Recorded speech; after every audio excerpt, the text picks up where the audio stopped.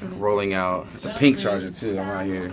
Okay, Mike, do you say your name? Yeah, it's Mike Melendi, Rolling Out. And you may begin, sir. So first of all, really, really happy to see you guys working together. What was it like just kind of bringing this abstract album into the filmmaking format?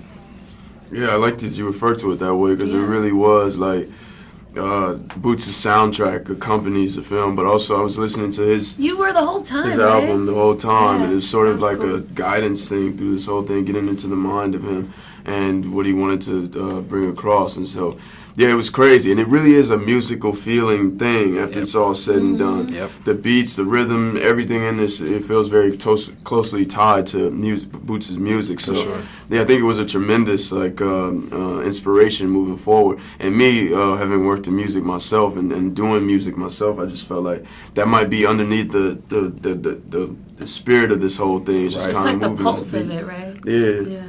For sure. I mean, another part of the film I felt like obviously was the backdrop, Oakland. I mean, it was truly a heavy part of the film when it comes to the fabric and the backdrop of understanding the problems that people are going through. What are your thoughts about just the city putting on the map as it relates to this relevant issue?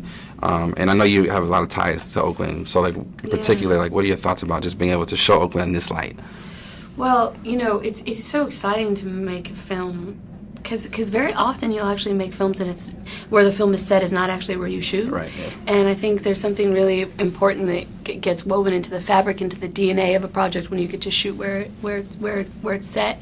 And Boots is really like the mayor of Oakland. He means so much to the folks there. So there was a tremendous amount of goodwill towards our project while we were there. And so many artists came out and contributed to the film, whether it be the pieces that Detroit makes in the movie or whether it be their time. And, you know, all of the women that played the Left Eye faction that you see Detroit with, the girls that she rocks with and makes art with, all of those women were artists. And, so it really added a lot. And I think Oakland is going through an interesting transition that you see up in the Bay with, you know, so many people that really are integral to the piece but being driven out by gentrification.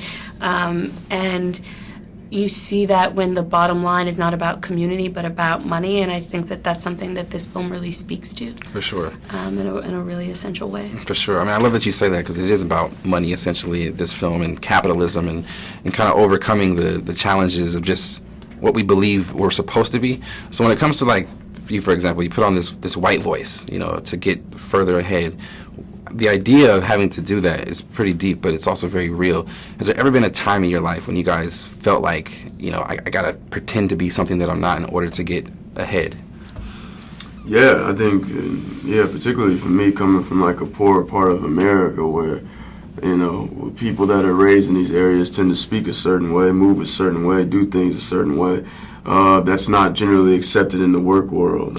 So when you go and try to secure some type of work, generally, especially if you want to make money or do something that's more than just flipping burgers, but sometimes even flipping burgers, you have to amend that and change that a little bit in order to fit into the larger school, which is funny because, in essence, that is American, too. It's very American, and it's very at the root of America and what it really is and comes from. For sure, because we're a land of immigrants, and all those folks came here having to try to assimilate. And what are we assimilating to since we all come from elsewhere? Right. Like, yeah, there's just some vested interest in.